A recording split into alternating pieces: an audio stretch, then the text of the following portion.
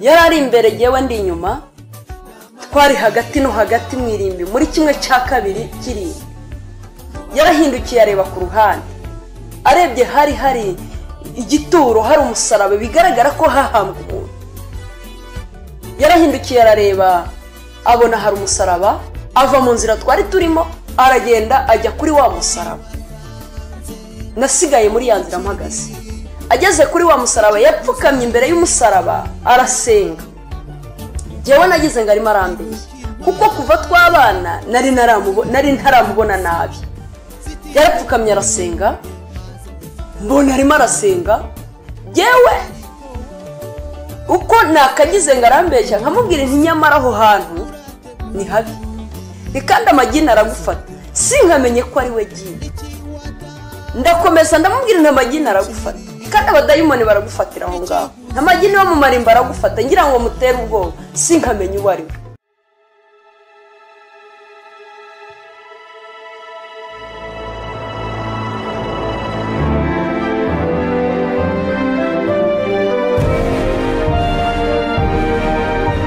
umukora ahamagara uwumva ijwi rye wese niyitabe tunezerwe twishime tuyihimbaze kuko ubukwe bw'umwana w'intama busohoye umugeni we akaba yiteguye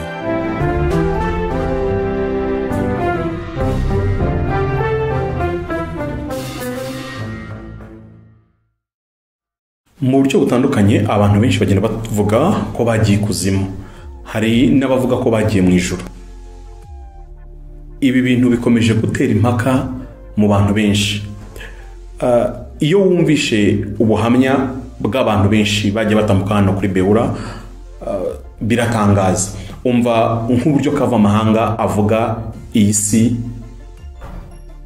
yindi tuvuga avuga iby'ijuru n'iby'ikuzimu hari igihe nigeze kujya marayika yigeze kumbwira ngo tujyane mu nama ikuzimu noneho abari bayoboye iyo nama kari agahanga k'ihene reba uburyo umukecuru aziza avuga akubwira iby'ijuru no ku kuzimu yagiyeyo nabonye tumanuka ku masikariye turamanuka tugera mu kuzimu ahantu nkabona ikibaya cyuzuye kirimo umuriro ibiti n'amabuye kuva isi yaremwa biriho birasha ntibishiraho kandi umuriro n'inkekwe uwo niwo muriro ubikiwe abanyabyaha hanyuma se reba ntabudakeba asumuta nawe arakubwira iby'uko yagiye ikuzimu cyekone tiyo mbona ibaye nini mbona duciyemo tugerayo nyine avuga ati narinzanye umuyoboke hari ahantu hameze nko mu mwijima ariko hatijimye cyane ariko hatanakeye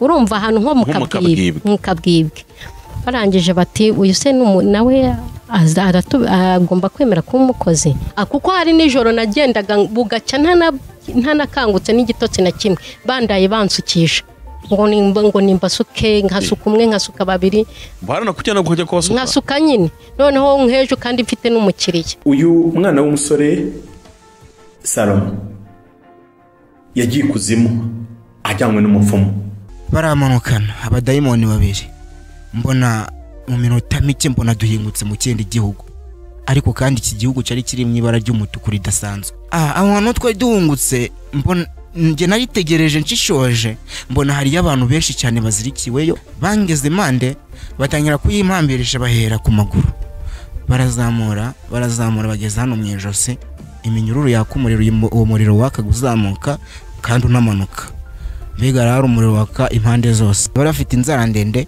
rumwe ruhanye na metero yose ahita anjomba za nzara mu matama yombi arahuza urwara rumwe ruhinguka inaha n'urundi ruhinguka inaha hanyuma uyu mwana we Betty ikuzimu avuga ko yagiyeyo ajyanywe n'umupasiteri nagiye kubona mbona umuntu araje amfasha akaboko umuntu nakubwira ngo ni umuntu nyamuntu amfasha akaboko mbona amanukanye ahantu anjyanye ahantu hasa nk'irimbi ahita amanukanamo hasi angejeje hasi babaye hahise haza abantu benshi baje kunyakira barambwira ngo turashaka kudukorera ntabwo nari nsobanukiwe ibyo nzabakorera ngo barakuduhaye nkigerayo aho ngaho hasi banyakirije iginuzi igikombe cy'amaraso abo mu cyumba babonaga kino kibiri kiri kurwana ariko kumbi wowe w'ukuri wibereye pfiri kuzimu ariho bari kukwakiriza amaraso n'inkoni nyinshi. Yego.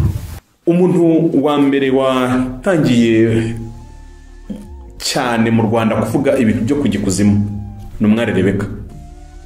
Ukuzimu yagiyemo nuko akuvuga amasi ni menshi nanjye hari sinagezemo kandi iyo si mu minsi 7 nayibayemo n'umubiri wanjye ariko nyuma y'iminsi 7 ntabwo nari nkiyibamo n'umubiri wanjye nageze mu isi y'imyuka mibi nageze mu isi ya gishitani nageze mu isi abantu benshi batazi kwiba nageze mu isi iteye ubwoba ni isi butira cyangwa ngo buki bihora ariko mukabwibwe abari baje kutwakira bari abantu bafite amashusho ntasobanura ariko hari n'abandi bari bafite imibiri yabo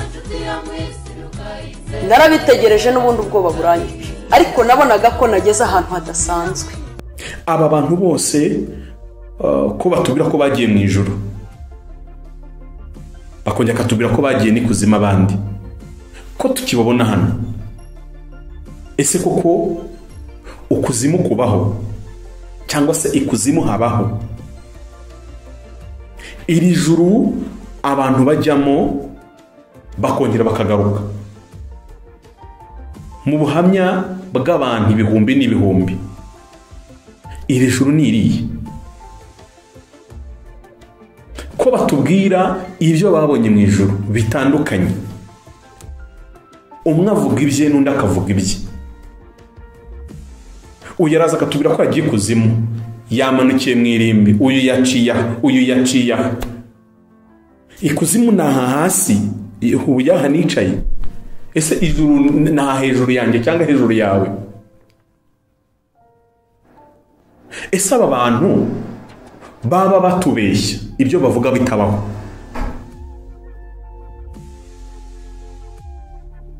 Nguhaye ikaze muri iki kiganiro cy'intambara yo mu mwuka. Iki ni igice cya mbere.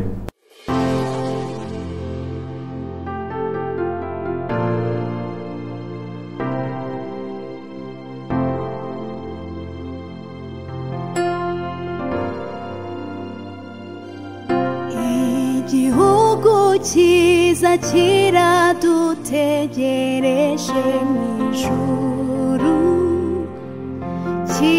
kizicarwamo n'abatowe na Yesu. Amahoro y'Imana kuri wowe wahisemo gukurikira Beura washyingiwe. Beura ni ijambo ry'Iheburayo rigaragara mu gitabo cya Yesaya mu gice cya 64 umurongo wa 2. Mu Kinyarwanda barisobanuye bavuga ngo uwashyingiwe ariko bisobanura umugeni umukobwa wamaze gukobwa agakorwa ibikwiye byose kugira ngo uwo mukobwa abe uwa runaka. Mu buryo bw'uyu munsi kugira ngo tubyumve ni yarasabwe, yarakowe, yagiye mu rukiko, yarasezeranye ndetse no mu rusengero yarasezeranye, hasigayeho wa mwanya wo guheka cyangwa se uko umukwe aza kumutwara akamujyana bakajya kubana. Ubwo imihango yose iba yaramaze kuba. Yani magambo ashobora no kumukreminga cyangwa se kuvuga ko ari umugore we. Nguhaye ikaze muri iki kiganiro wamaze kubona introduction yacyo kuko iki kiganiro twifuza ko cyaba ikiganiro cyihariye nkuko tujya tugira isaha y'amakuru, tukagira isaha yo indirimbo zasabwe, tukagira intashyo abantu bagiye bakurikira amaradiyo mu bihe byatambutse nuko byagendaga. Iki cyo kizaba ari igice cyihariye cyitwa intambara yo mu mwuka cyangwa se spiritual warfare. Ni igice kibaho cyo mu mwuka abantu bavuga Bibiliya ivuga abantu bumva mu buryo butandukanye. Izo ntambara zibera mu mwuka nicyo iki gice cyangwa se iki kiganiro cyitwa intambara yo mu mwuka nicyo kizaba kigambiriye. Nguhaye ikaze rero, ushaka kuba ari ikiganiro kibonye wenda hari izindi session zacyo zamaze gutambuka. Ni byiza ko iyi playlist y'ibiganiro byitwa intambara mu mwuka uzajya ubikurikirana, tuzarushaho kunguka byinshi. Kandi ngusaba igikomeye cyane no kusengera kugira ngo umwuka w'Imana bikuringe cyane, kuko ibi ni ibintu birenze ubwenge bw'abantu, ni ibintu bidafatika kandi abantu tumenyereye kubaho mu buzima bw'ibifatika. Rero nagira ngo munyemerere ngusabe inkunga amasengesho ku manywa na nijoro, ujye usengera niba ibiganiro dukora bigufasha. Hanyuma kandi niba binakungura kurushaho gusobanukirwa no kumenya Imana, ujye usangiza bagenzi bawe. Imana mu izina rya Yesu ndagushimiye kuko unyemereye gukora iki kiganiro.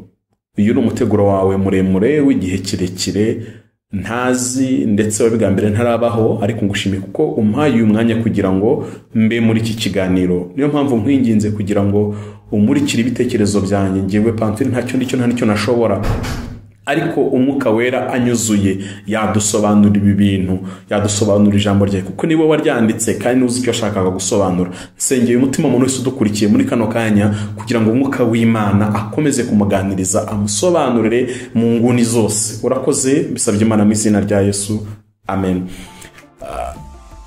Ni kibazo kimaze igihe kinini cyane kibazwaho n'abantu batandukanye, cyangwa se kivugwaho n'abantu batandukanye mu bitekerezo byinshi bitandukanye, bibaza ngo ariko se isi y'umwuka ibaho?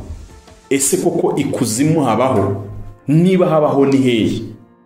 Hari n'utazatinya kukubwira ko abantu bakubwira ko bagiye kuzimu kuzama y'ubutunzi n'iki, niba turangira inzira natwe tujyeyo. Hari abantu bakubwira ko bagiye mu ijuru mu bihe bitandukanye cyangwa mu buryo butandukanye, bose bakakubwira ibyo bagiye babonayo bitandukanye. Ese koko ni ukuri? Ese koko iryo juru abantu bajyamo uyu munsi bakagaruka ribaho? Niba ribaho, iryo juru ritandukaniye he n'ijuru Imana ituyemo, cyangwa bihurirahe? Ese uko kuzimu niba ari aho Satani atuye nk'uko bivugwa, bitandukaniye he n'umuriro w'iteka Bibiliya none ivuga abantu ari wo ku kuzimu? Ni amagambo menshi acanganye cyangwa se agenda avuga ahuzwa, rimwe rivugwa mu kanya akavuga irindi. Nifuza ko mu iki kiganiro nunyemera tukabana kandi ugasenga kugira ngo umwuka wera abe kuri wowe cyane, agusobanurire n'ibyo ntavuze, kuko ndabizi ko umwuka wera ageza mu matwi y'umuntu akamwongorera ibindi bintu undi muntu birenze ibyo uwo muntu avuze akagusobanurira. Uzumva ibi bintu cyane. Ndashaka kuza guhera kuri iri jambo ijuru, ariko ndarivuga mu buryo bw'amajuru. Bibiliya irikoresha inshuro nyinshi ivuze amajuru. Abenshi twe dukunda gutekereza no kumva ijambo ijuru nk'ahantu hamwe cyangwa se mu bumwe, ariko Bibiliya yo ubwayo ivuga ijuru nk'ahantu, nk'amajuru, ijuru nk'ibirenze rimwe.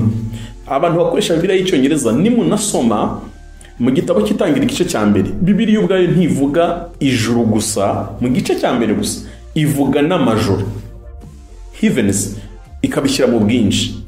Iyo usomye Bibiliya mu gitabo cya Zaburi, mu gitabo cy'imigani n'ahandi hatandukanye, Bibiliya igenda ikoresha ijambo amajuru. Nk'urugero dusome muri Zaburi y'148 umurongo wa 4, ninshaka wenda tunasome n'ahandi ntacyo bitwaye, kuko ndifuza ko umuntu wese udukurikiye afata agakayi n'agakaramu tukandika.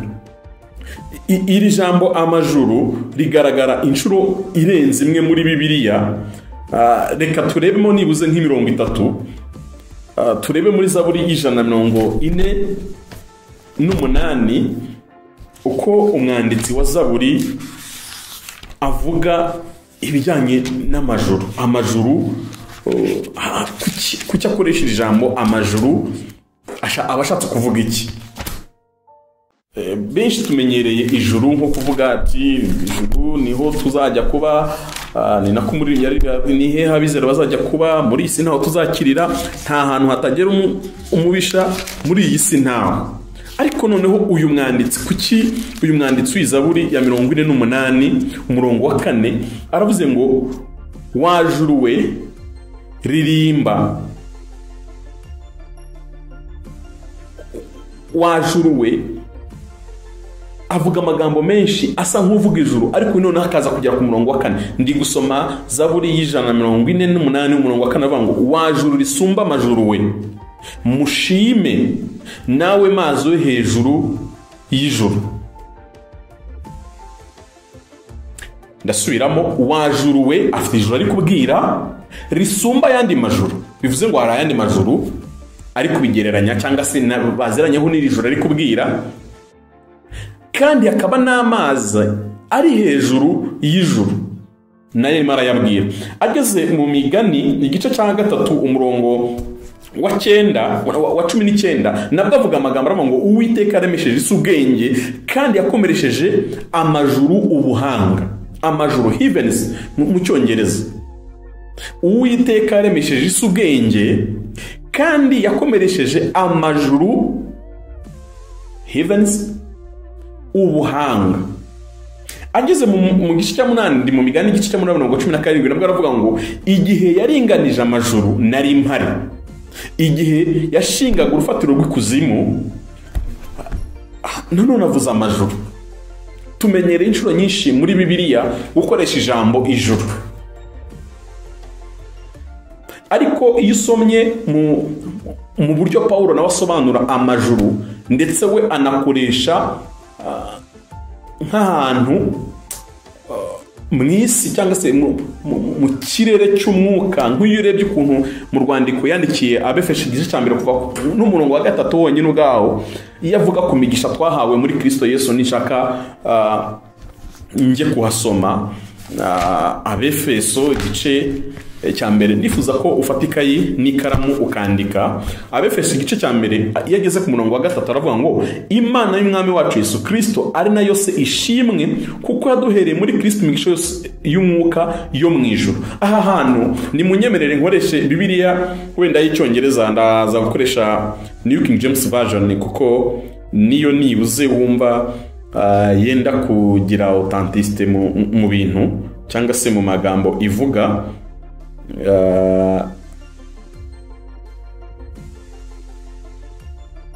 Abefeso igice cya 1 chapter 1 verse 3 akoresha ijambo aha dusomye mu Kinyarwanda avuga ngo imigisha y'umwuka yo mu ijuru, akoresha spiritual blessing in heavenly place. Bivuze ngo na ahantu mu ijuru. None akoresha izindi version za Bibiliya hakubwira heavens realm, bivuze ngo na handi hantu atugaragarije mu ijuru. Iri jambo mu ijuru ndashaka kuzarisobanura kuri session ya 2 by'umwihariko cyangwa se ikindi gihe gitaha, ariko uyu munsi ndashaka ko tuza kuvuga cyane by'umwihariko ku kuzimu, ukuzimu cyangwa se ikuzimu. Icyo Pawulo yaje kuvuga no mu nzandiko aravuga ngo yagiye mu ijuru rya 3. Noneho ya majuru atangiye kuzamo imibare. Icyakora nta dusobanura ngo irya mbere ni irihe, irya kabiri ni irihe, irya 3 ni irihe. Ariko dukurikije ibintu Pawulo asobanura bisa nkaho amajuru avuga ari 3. Free heavens. Ijuru rya mbere ni iy'isi igizwe n'irisanzure ryacu dutuyemo. Ijuru rya kabiri nk'uko abivuga iyo ari kusobanura uburyo bwo gutwara intwaro z'umwuka, avuga ikintu gikomeye. Aravuga ngo ntabwo dukirana n'abantu bambaye inyama n'amaraso. Ubwo ariko tugeze mu Befeso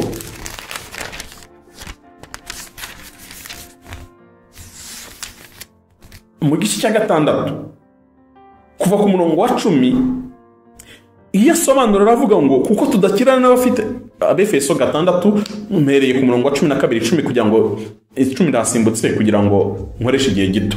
Aravuga ngo kuko tudakirana n'abafite amaraso n'imibiri, ahubwo dukirana n'abatware n'abafite ubushobozi n'abategeka iyi si y'umwijima n'imyuka mibi y'ahantu ho mu ijuru.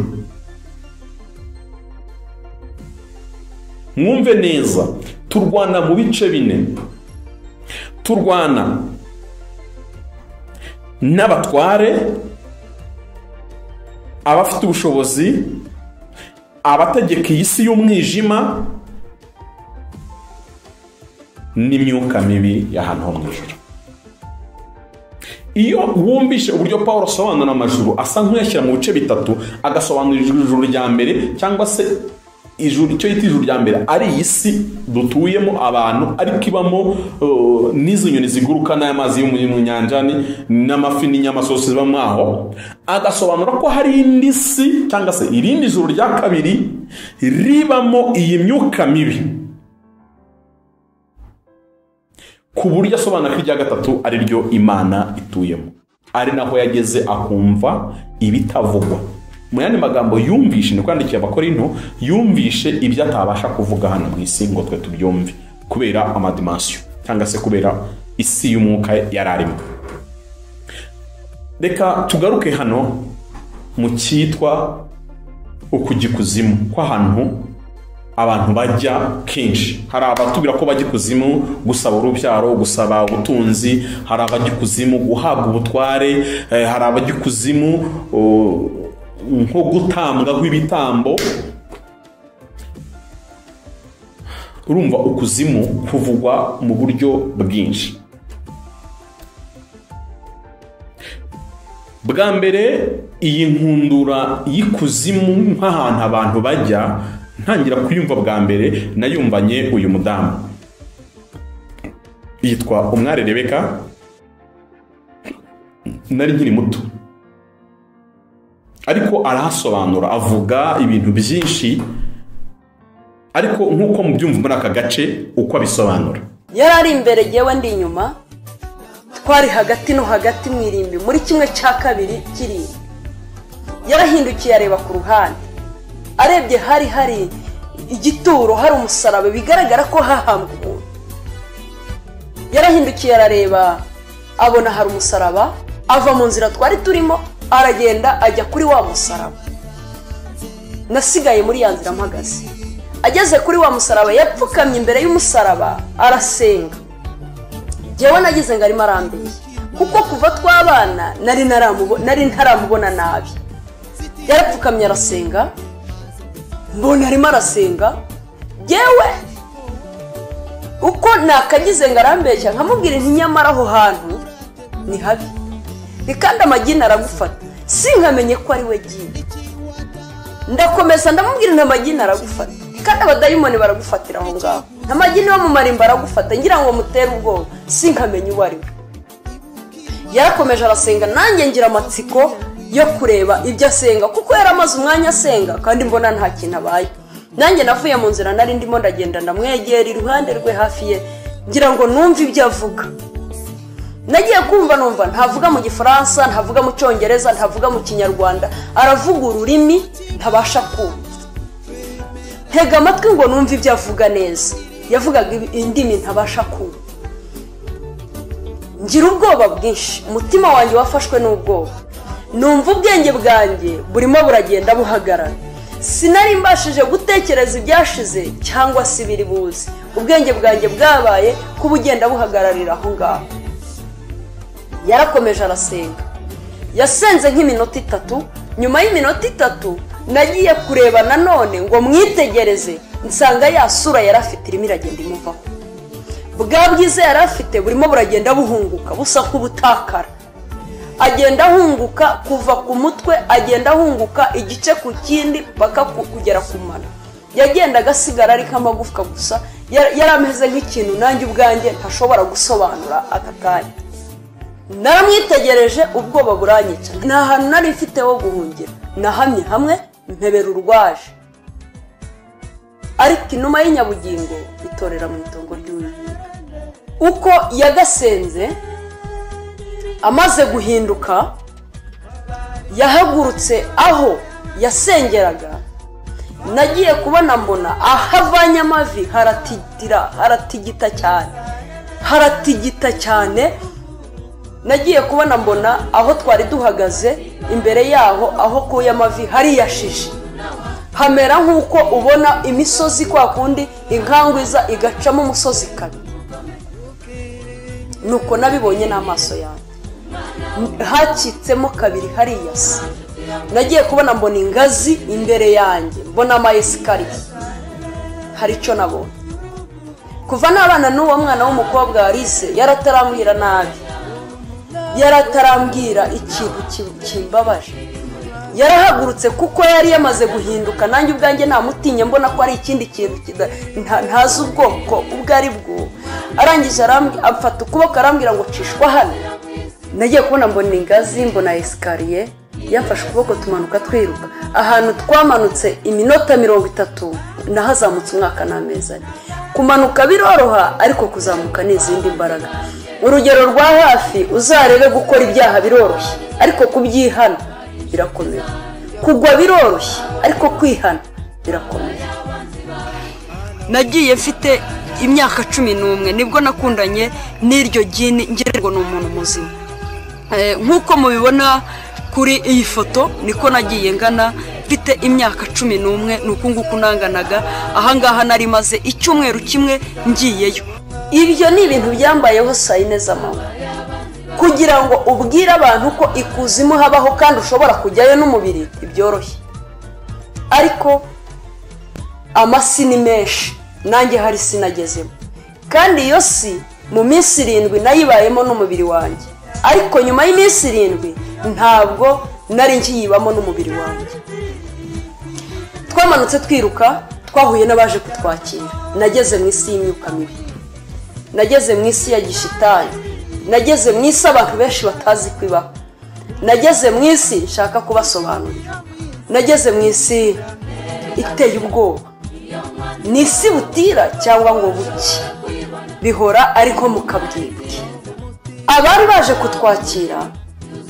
bari abantu bafite amashusho ntasobanura ariko hari n'abandi bari bafite imibiri yabo narabitegereje n'ubundi ubwoba burangije ariko nabonaga ko nageze ahantu hadasanzwe cyane ko n'uwari inshuti yanjye yari yamaze kumpindukana namaze kubona yuko ari ibintu bikomeye nategereje ikiri bumbeho banjyanye ahantu ku mazi menshi hageze nahasanze umugore mwiza cyane kumwitegereza nasanze ari umugore mwiza naramurebaga nkabona ishusho ni mwiza ariko ngize ngo ndareba hasi ku birenge hasi nifa ariko hejuru n'umuntu barambwira ngo uriya ni Mayimuna ashinzwe gutanga ubukire cyangwa ubutunzi uragenda ukamubwira ikibazo ufite mu gihe runaka wamusabiyemo aguha ibyo wamusabye uragenda akaguha katsi cyangwa agasokozo cyangwa akabuye akakubwira ngo genda ugakoreshe gutya na gutya na gutya uzabona icyo wasabye mu gihe wagisabiyemo iyo ubikoresheje nk'uko yabigusabye ubona icyo wasabye mu gihe wagisabiyemo uwo mugore afite imbaraga atanga ubutunzi ariko ubutunzi nta butunzi bwo mu mwijima ni kuwiteka nyiringa bavuga arabuguha ariko nta mahoro baguha ubutunzi bakakubwira uko uzabwitwaramo bakakubwira ngo turabiguhaye ariko ntuzigera urya ibiryo bikaranze uzajya urya ibijumba n'ibishyimbo uzubaka ama etaje wubaka amazu meza ariko uzubaka kandi ka next ugasakaza ibyatsi bakubwira kuntu uzakubaka ntuzigera uryama kuri matora uzaryama ku rutara rushasheho wenda ibyatsi ruriho n'ikirago bagira uko bagutegeka uryama bagira uko bagutegeka urya bagira uko bagutegeka kugenda ku buryo nta mahoro na makeya ushobora kugira ushaka amahoro ukayabura kandi ibyo byose naho byaza ari byinshi ariko nta mahoro ufite ntacyo bimaze turiho kuko dufite amahoro tugubwa neza kuko dufite amahoro ariko iyo bamaze kukunyaga amahoro bakayatwara ibyo ufite byose biba ari imfabusa nta nubwo bishobora kukunyura Mayimuna waguha ubutunzi ariko nta mahoro ugira mu buzima urinda upfa nta mahoro ugize iteka ryose yaguhaye ubutunzi agusaba igitambo cy'amaraso akakubwira ngo ndaguhaye ariko nawe gira icyuma ntambira nk'umwana wawe w'imfura cyangwa se ntambira umuhererezi wawe. Niba ushatse utarabyara barakubwira ngo turafunga umugore wawe ntuzigera ubyara na rimwe uzapfa utabyaye. Iyo umaze kubyemera rero mukorana amasezerano, barakubwira ngo niba utarabyara dutambira umubyeyi ukunda, niba nta mubyeyi dutambira inshuti yawe. Ibyo nibyo nagiye mbona bakoresha igihe cyose, bakoresha ibimenyetso by'ibitambo by'amaraso. Byumvikana ko ikuzimu ari ahantu habaho, ni ahantu ujya ubuzima bugakomeza. Ntabwo ari we wenyine wagiyeyo. Uyu mwana Salomo ni Umunyagisenyi, ikiganiro cye murakibona kuri Beura hose musubiye inyuma mwakibona, ariko we ikuzimu avuga ko yagiye muri ubu buryo. Abadayimoni kuno nabonye umwe afite inzara ndende cyane ku buryo urwara rumwe ruresha nka metero yose. Mu maso habo ntabwo afite amaso nk'aya ngaya yacu, ubwo yavuye mu ruterekero avamo arerera agera hano hasi y'ibitugu. Baramanukana abadayimoni babiri, mbona mu minota mike mbona duhingutse mu kindi gihugu, ariko kandi iki gihugu cyari kiri mu ibara ry'umutuku ridasanzwe. Abantu twe duhungutse mbona nge naritegereje nshishoje, mbona hari abantu benshi cyane bazirikiweyo, abapasiteri abenshi. Hari aho nigeze kujya kubwiriza, mbona yo umupasiteri umwisure imwe nigeze kubona aho hantu yarazirikiwe, birantangaza. Imbere yanjye ahita haturuka abadayimoni babiri kandi baza bakurura iminyururu yaka umuriro hasi. Bangeze impande batangira kuyimambirisha, bahera ku maguru, barazamura bageze hano mu ijosi.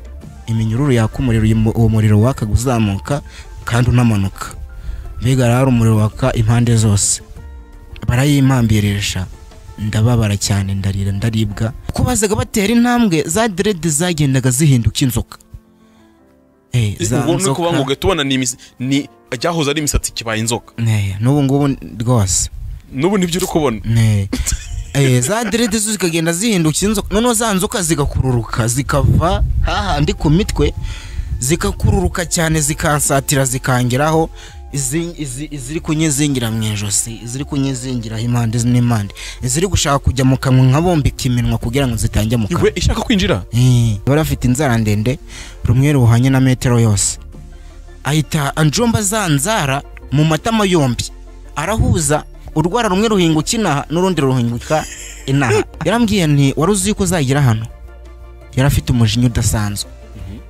Arambwira ni bagutuma abahanuzi bagiye batandukanye, b'abahanuzi boherezwa na wa mugabo utuye muri cya gihugu, kubera iki wanze kwihana? Aranyurira, aravuga ngo wari uzi ko hano twe dufite ibihembo tuzaguhemba?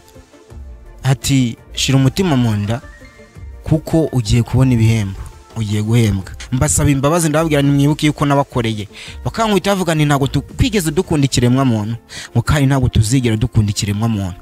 Bangubitaga baseka cyane. Nabonye abantu benshi cyane bagiye bata abaririmbyi twaririmbanaga, benshi abavuga butumwa ngenda mbona nono ku ma YouTube. Bari abantu urabazi ku isi, atari ko bari abantu buzi ku isi, ntabwo ari abantu, ahubwo ni abadayimoni bambaye ishusho y'aba bantu bari ahangaha, kandi ugakomeza gukora ibikorwa by'abantu bakuze hano ku isi. Niba uri pasiteri ukomeza kuba pasiteri, ariko ari dayimoni irimo kuyobora abantu benshi cyane. Basigaye baryamana n'abantu baba ukagira ngo no umuntu kandi ari dayimoni muryamanye. Umugabo karyamana n'umugore kandi ari dayimoni baryamanye mwaho ngaho. Abasore benshi araba dayimoni bigendera rwose. Arabimbwira neza byose. Arambwira ni ku isi abakristo ni bake, abadayimoni bambaye amasura y'abantu nibo benshi. Ibintu byambayeho n'amaso ndi kureba, apana gusinzira. Nimugereranye uko mwumvishe uko umwari Rebeka avuga kuzimu, nuko uyu mwana w'umusore abivuga. Aravuga ikuzimu mu buryo butandukanye. Uyu we arahavuga muri ubu buryo nk'ahantu ho guhanirwa, nyamara Rebeka we arahavuga nk'ahantu hari ubuzima abantu babayemo, hatuwe hari abantu. Ntabwo udakibasa umutwe, we abivuga muri ubu buryo.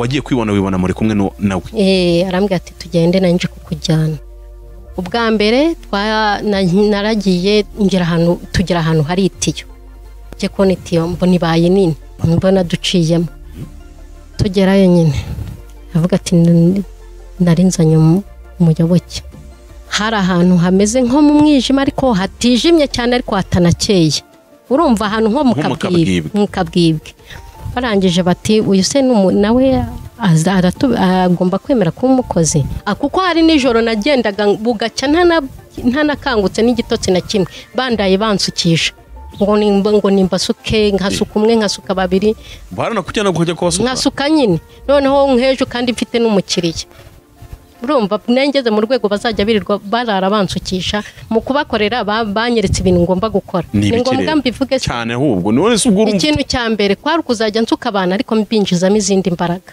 nyine banjyanye aho babyariza abagore nko muri maternité ariko nkavuga se kuki mwabacuritse mwababyaje neza ngo nese hari mwe tubafitiye ngo icyo dushaka ni zirampinja ngo nabo nibashaka bapfe none se impinja akazimaze iki banjyanye mu byumba harimo amavuta nabonye amavuta aya ngaya tukuze ndababaza se kubera iki mukora amavuta menshi yo kwitukuza umuntu witukuje ngo aturyohera nk'inyama y'inyarwanda yewe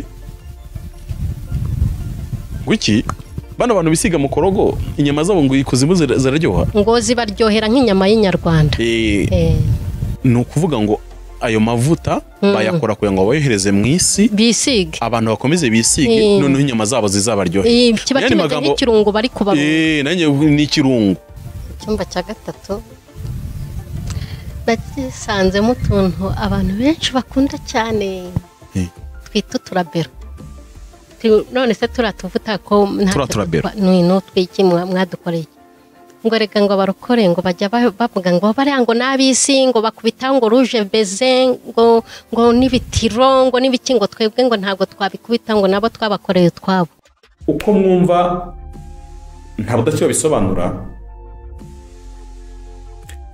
habisobanura nk'ahantu haba akazi hari imirimo kandi ava akagaruka no mu isi agakomeza indi mirimo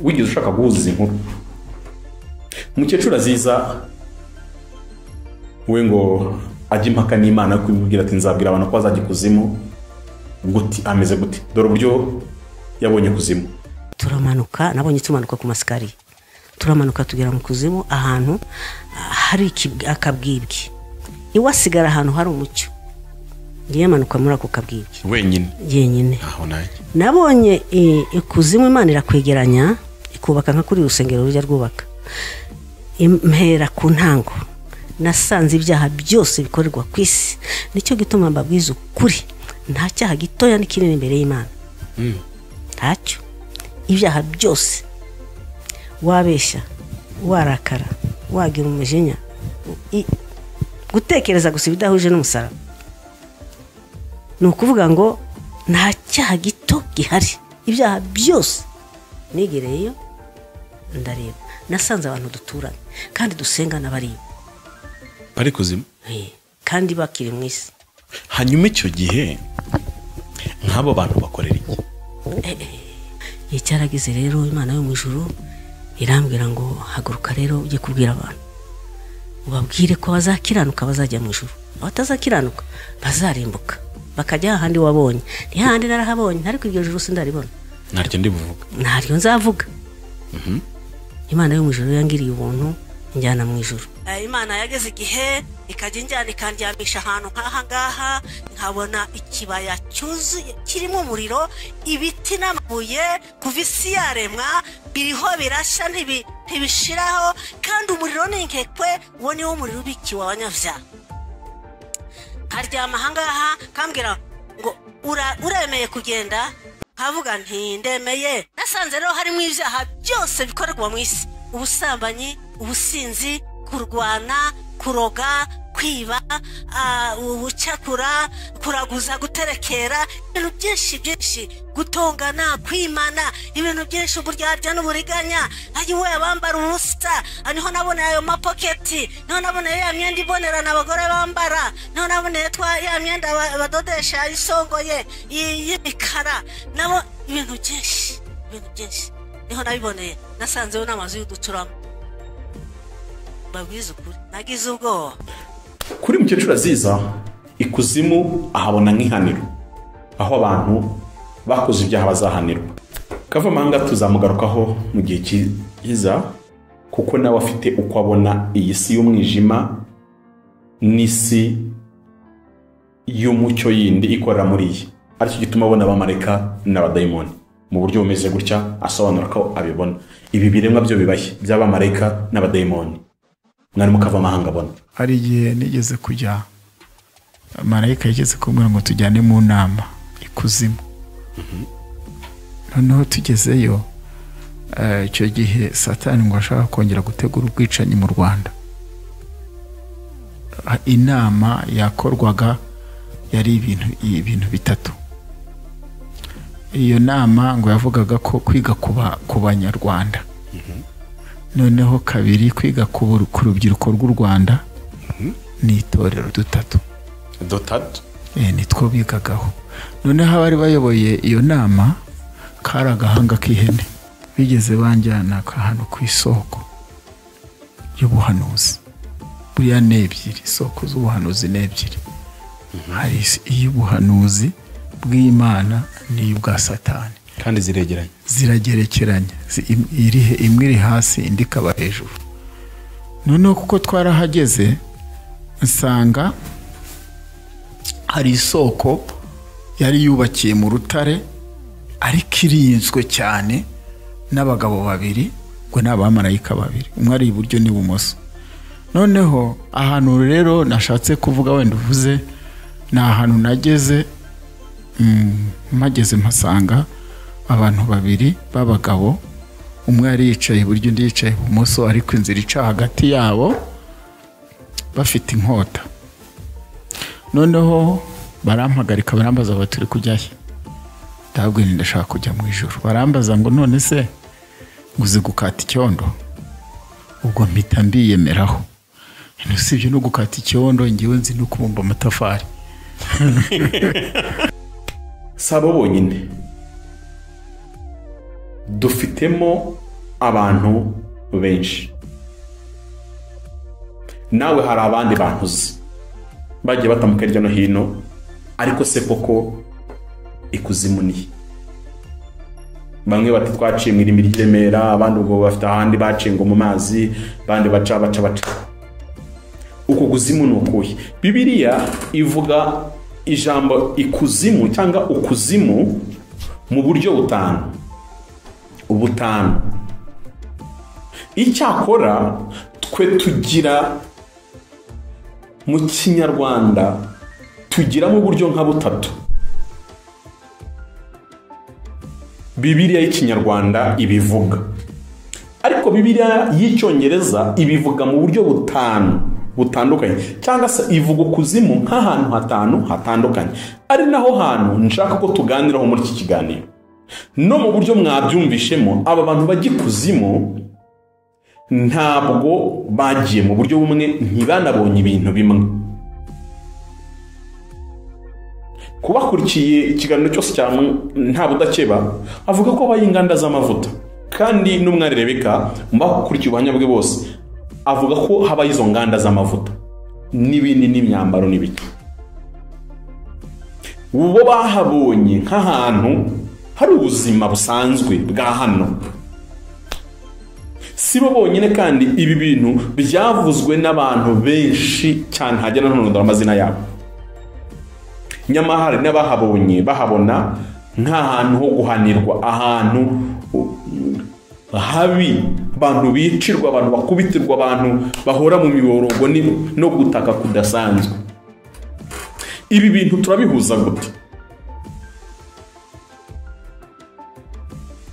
N'abajya mu ijuru babona bitandukanye, ariko ndashaka ko iyi session turi bwibande cyane kuri uku kuzimu abantu babona gutandukanye, abantu bajyayo mu mpamvu zitandukanye. Mu magambo 5 y'Icyongereza akoreshwa mu gusobanura ukuzimu tugiye kureberaho hamwe muri iki kiganiro, ijambo rya mbere ni hell, naryo rikoreshwa nk'ukuzimu. Ijambo rya kabiri ni hades.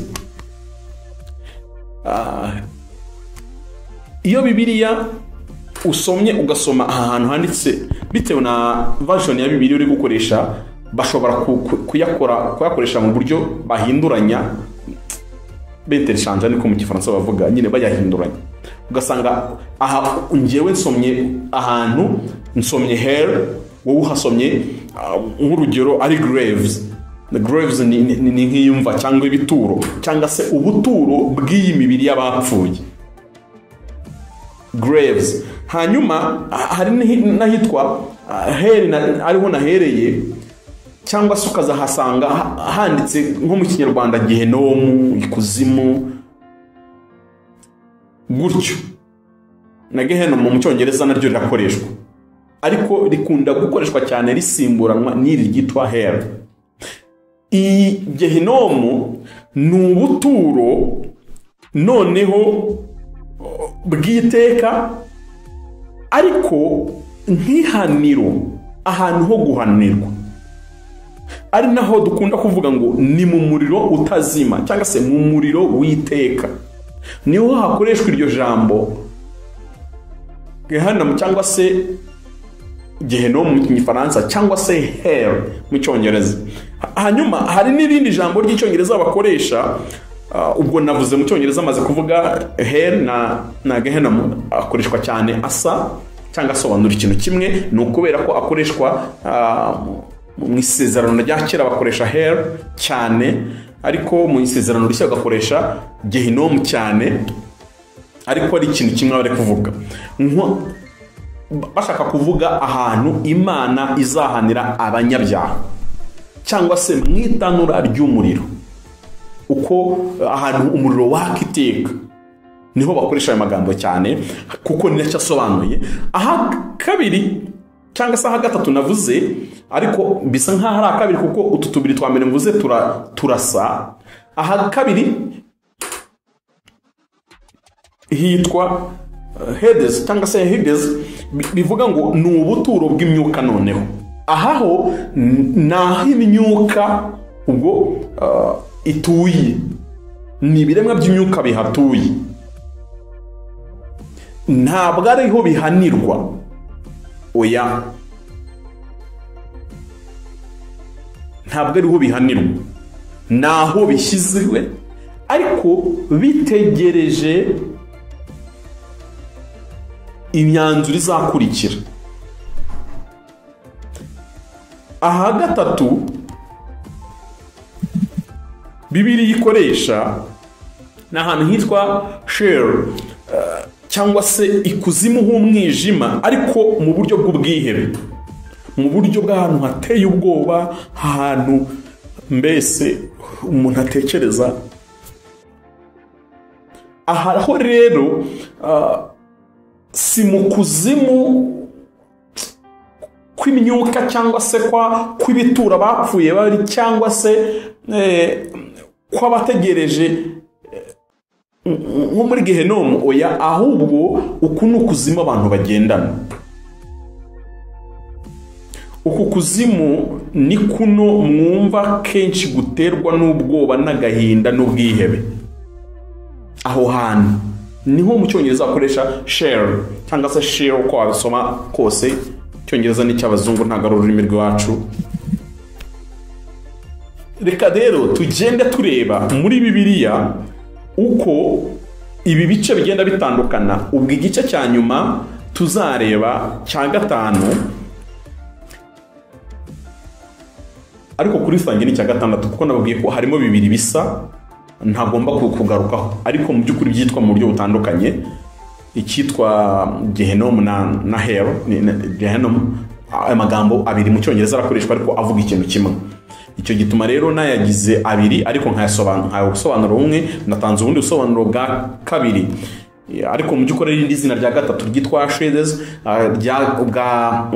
ubusobanuro bwa kane aribwo bwitwa share, busobanura umwijima w'icuraburindi ariko w'umuntu ukiri muzima, kwa kundi umuntu amera nk'ugendana ukuzimu kubera agahinda n'ubwihebe n'ubwoba bw'ibintu byinshi bishobora kumutera kumva ameze nk'uri kuzimu cyangwa kumva nk'utariho kandi ariho atarapfa ari hano mu mubiri. Ubwa gatanu rero nicyo Bibiliya yita paradizo cyangwa se igituza cya Aburahamu aho abera bajya. Hamwe kabiri twavuze ko ni isi y'imyuka ariko mibi, ariko icyo Bibiliya ivuze paradizo cyangwa se igituza cya Aburahamu ibikoresheje iryo jambo ryo kuvuga ngo naho imyuka y'abera iruhukira. Reka twinjire ku ijambo kurindi. Ijambo kurindi, reka turebe iri jambo ryitwa Gehenom cyangwa se hell mu cyongereza, kuko rishobora gukoreshwa ribusobanura ikintu kimwe. Iri jambo ubwaryo Gehenom, munyemerere mbanze ngire nk'imirongo mike ya nsoma. Reka mbere mu isezerano rya kera kugira ngo ibi bintu bize kumvikana. Dufatanye inkuru dusanga mu gitabo cy'umuhanuzi Yeremiya, igice cya 7. Kuba ufite Bibiliya munyemerere dufatanye dusome Yeremiya igice cya 7, uburyo asobanuramo iri jambo Gehenom cyangwa se abakoresha icyongereza mu buryo bumwe babona ryitwa hell, ariko dukunda kwita ngo ni ukuzimu, ariko ukuzimu nk'ihaniro, ukuzimu nk'umuriro w'iteka, umuriro utazima, uburyo Bibiliya ibisobanura. Mu gice cya 7 Yeremiya iyo ari gusobanura Imana ihinyuza ry'idini ryarya n'iby'ubugome bw'abantu bari bafite, agera ku murongo wa 31 akavuga amagambo akomeye ameze gutya: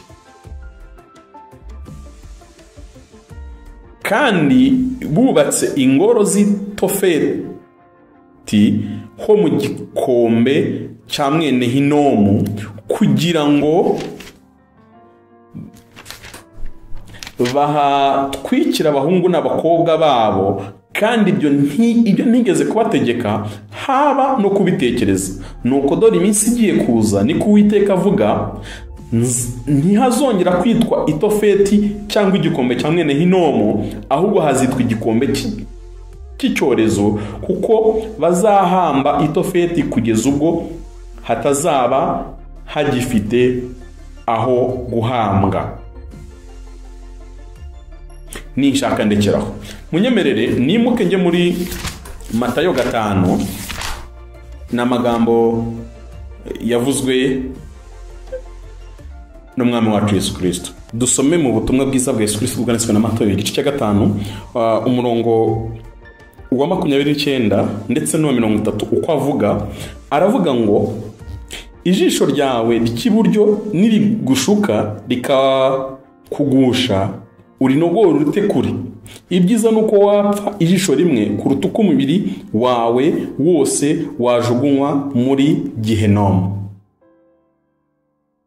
Ubu n'uburyo Bibiliya ikoresha mu Gehenom nk'ahantu ho guhanirwa. Mu yandi magambo, icyiza nuko aho kugira ngo uzahanwe wese, umubiri wose uhanwe, hagenda rwa rugingo rwonyine. 30. N'ikiganza cyawe cy'iburyo nikigucumuza ugite kure. Ibyiza nuko wabura urugingo rwawe rumwe biruta ko umubiri wose wajugunywa muri Gehenom. Ubu ni uburyo Bibiliya iri gukoresha ijambo Gehenom cyangwa se hell, ko risobanura kimwe uko nabivuze. Arongera akarigarukaho kandi inshuro nyinshi muri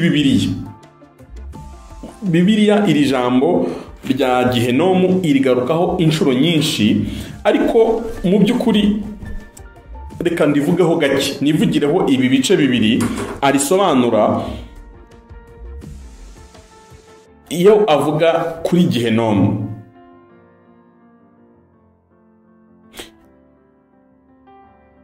Gehinomu ni ijambo rikomoka mu Giheburayo, icyakora ubu uyu munsi rifite nuko rivugwa mu buryo bw'ikigereki, nk'uko twabisomye muri Yeremiya igice cya 7, iyo asobanura ijambo Gehena cyangwa se Gehenom uko turivuga mu Cyongereza, nka hariya hantu hahoze ari mu kibaya cyangwa se mu gishanga, uko wabyumva kose, cyahoze cyitwa ikibaya cya bene Hinomu. Ariko mu by'ukuri iryo jambo bene Hinomu cyangwa se icyo kibaya cyitwa iryo jambo Hinomu mu Giheburayo niryo ryitwa Gehena, ari naryo ryitwa icyo gikombe nyine cyari mu majyepfo ya Yerusalemu cyitwa Hinomu, bene Hinomu. Mu Giheburayo bene Hinomu cyangwa se icyo kibaya kikaba cyitwa Gehinom, nk'uko tubisoma mu bitabo by'amateka y'abami ba Israel, mu gitabo cy'abami ba 2 mu gice cya 23. Aha hantu abami babayeho mu mateka ya Israel, bamwe nk'Abahazi na Bamanase, bagiye bahatambira abana babo, bahatambira ikigirwamana cyitwaga Moleki, cyari ikigirwamana cy'Abamoni, ariko bari barazanye Abisiraheli, barakizana nabo bakizana iwabo i Yerusalemu. Hanyuma aho hantu cyari giteye muri icyo kibaya cyangwa se muri icyo gishanga, ariko ikibaya n'igishanga mu by'ukuri atandukanye mu buryo bwumvikana. Ariko mu Rwanda biragoye kubona ibibaya, ntabwo mu Rwanda dufite ibibaya byinshi, abenshi bazi ibishanga, usibye ko ibibaya ni nk'ibishanga ariko bigari cyane, bigari. Nk'abantu bazi za Bugarama ni ikibaya, ariko nk'aho i Kigali biragoye kuhabona ikibaya, kereka wenda ugiye nk'ara kuri Nyaborongo, ni igishanga ariko nyine Kigali nicyo cyitwa, cyangwa igishanga kinini nicyo cyitwa ikibaya. Haba ari ahantu hagari wareba gutya hirya, abantu baba barageze mu Bugarama, ni kimwe mu bibaya binini dufite mu Rwanda. Ahandi nyine byitwa ibishanga kuko ni tubaya dutoya. Rero aho hantu niho bari barashinze icyo kigirwamana cyitwa Moleki, bari barakuye mu Bamoni. Hanyuma icyo kigirwamana uburyo bagitambiragamo abantu, bagafata umwana wenda kubera ibyago tubona dufite, wekene se, inzara se, intambara se twatewe, ibyo bintu byose bagafata abana bakabatambira Moleki kugira ngo batabare. Rero nicyo gituma cyitwa ikibaya cya bene Hinomu, ariko mu Giheburayo, mu rurimi rw'Igiheburayo hakitwa gutyo, hakitwa Gehinomu. Ari nabyo mu Kinyarwanda byahindutse byitwa Gehinomu. Rero abantu basoma Bibiliya muzaza gusanga nk'iyo nkuru ndi kuvuga, muraza kwisanga mu Bami ba 2:23 nibuze here ku murongo wa 10. Ari nabyo nari ndi gusoma muri Yeremiya 7 kuva ku 31 na 32 ndetse na 19, aza kubivugaho asobanura ko icyo kibaya Imana igiye gufata abantu bose b'Abisiraheli kubera ko bahatambira ubugingo bw'abantu, kuko Moleki ntabwo atambirwaga umubiri gusa, ubundi yabaga ashaka ubugingo. Nabo bazahajyanwa nk'igihano, ariho Imana izabahanira by'iteka. Ubwo iki gihe abantu basoma Bibiliya baraza gusanga umwami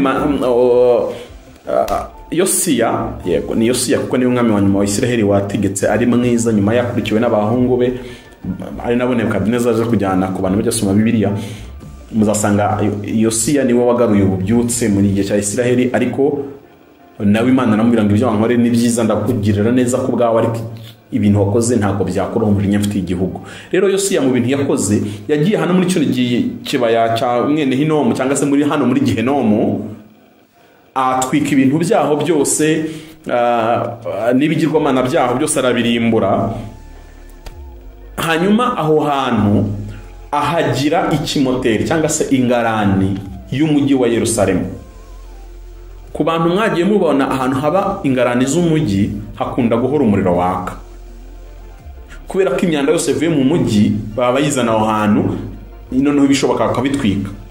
Kandi muzi ko umuriro akenshi uturutse mu myanda ntabwo ugurumana nk'umuriro, ahubwo uhorana ikindi nk'umunyotwe, ku buryo ushobora gukanagira nta muriro ariko gahita ushya kirenge nikivemo. Ibyo bintu byaje gutuma hahora umuriro waka iteka, mbese haba umuriro utazima. Bityo kubwira abantu ngo Imana izakujyana muri Gehinomu, bo bahita bumva icyo bavuze, kuko iyo Gehinomu barayiza ahantu ituye. Ni nk'uwakubwira umunsi uri Kigali kavuga Imana izaguta muri Nyabarongo, umunyarwanda wese yakumva Nyabarongo. Rero iryo jambo Gehinomu ryaje gufatwa nk'umuriro utazima, ariko nk'uko Yeremiya bivuze, Imana yaravuze ati aha hantu mwatambiye ubugingo mukankorera ibibi n'ibibi n'ibibi bimeze gutya, nzahabashyira mwese nk'igihano, aho muzababarira ngo ndetse ngo bizageza uko bazakomeza bagahashyingura imibi, bakahashyingura kugeza ubwo hazanahindurirwa rirazina. Ni nayo mpamvu Yesu ahakoresha ririya jambo, kuko ababwira barabizi, baraziranye Gehinomu barayiza ahantu ituye aho hepfo yabo, kuko Yesu yari i Yuda, yari i Yerusalemu. Gehinomu ahiri rero barahazi, bazi neza ko umuriro wawo utajya uzima, uhora waka. Iryo jambo Gehinomu ndibwira ko ndisobanuye ku buryo umuntu ari bwumve impamvu yaryo, nk'uko Yeremiya abivuga muri iki gice cya 7 kuva ku murongo wa 31. Iyo abisobanura birumvikana cyane. Kubera iki nshaka ko tuhumva cyane, nuko iri jambo akoresha hano mu kibaya cya mwene Hinomu ari ry'iwabo mu Heburayo bita Gehinomu, ariko mu Kigiriki ryitwa Gena cyangwa Gehena, biterwa na pronunciation y'abantu. Iyo Gena n'ubundi rikaba risobanura aho hantu hahora umuriro waka utazima. Natekereje n'abantu ariko kuki aha hantu ariho Imana yahisemo? Aba bantu batambiraga abana babo muri hagati y'ino misozi ya Tofeti, yari yubatseho ibintu bimeze nk'insengero, ariko hasi mu kibaya ariho batambira icyo kigirwamana. Batambaga abana ariko n'ubugingo bukaba ariho bugiye. Ntabwo abenshi babaga bumva icyo bari gukora, ariko ni isi y'umwijima, ni isi y'umwuka. Mu yandi magambo, nubwo ibyo bakora bigaragara ari ugutamba abana, umwana bamukasa ijosi, bamushyira aho ngaho, baramutwika arashya, ariko ikintu gikomeye bakoze ntabwo ari ukwashyira uwo mubiri gusa, kuko n'usanga barasanga bafite andi marimbi iyaba aho gushyingura imibiri, ahubwo aha hantu harimo harakorerwa ibintu mu isi y'umwuka biteye ubwoba. Ari nayo mpamvu kubera ibyaha byabo abanyabyaha bazajya Gehinomu bisa nkaho bazaba bajyanye n'imibiri yabo n'ubugingo. Nk'uko aha hantu byagenze cyangwa se byagendaga, imibiri n'ubugingo byagendaga. Iri jambo rero Gehinomu cyangwa se hell, kuzimu, nko mu buhaniro cyangwa se nko mu itanura ryaka umuriro, kuko iryo jambo nabyo Bibiliya rikoresha inshuro nyinshi. Itanura ryaka umuriro ni iki ngiki iba ishatse kwibutsa abantu ko uwo muriro wa Gehinomu utazimaga kandi wahoraga waka kubw'umujinya w'Imana. Hari iri jambo ikuzimu noneho nk'ubuturo bw'imyuka, aho abadayimoni baba na Satani aba, aribyo navuze kare nk'isi ya kabiri, ariko kandi hakaba ari naho n'imyuka y'abapfuye badakijijwe cyangwa se batizera ijya. naho bahita ikuzimu, ariko mu cyongereza bakoresha irindi jambo ryo ritari nk'andi rya mbere twarebaga, bo bakoresha ijambo Hades nk'ubuturo bw'imyuka. Reka dusome mu butumwa bwiza bwa Yesu Kristo bwanditswe, naryo ni ijambo rigaruka inshuro nyinshi, ariko dusome muri Matayo igice cya 11, niyo nasoma imirongo mikeya kuko ni ijambo rigaruka henshi, ariko ho rigaragaza ko ari aho imyuka itura. Matayo 16 kuva ku murongo wa 18 niho Yesu avuga amagambo akomeye, akavuga ngo nanjye ndakubwira nturi Petero, kandi nzubaka itorero yanjye kuri urwo rutare, kandi amarembo y'ikuzimu ntazarishobora. Ibi byumvikana aho hantu hita amarembo y'ikuzimu cyangwa se aho hantu hise ikuzimu, hono noho ni ubuturo, ni isi ituwe irimo n'ingabo, irimo n'abagaba ibitero baturutse aho baza kurwanya itorero. Bivuze ngo ni mu isi y'umwuka nanone avuze, kandi habayo izo ngabo. Ndetse niyo urebye mu byakozwe n'intumwa mu gice cyaho cya kabiri, byakozwe n'intumwa igice cya kabiri, niyo nahera ku murongo wa 27,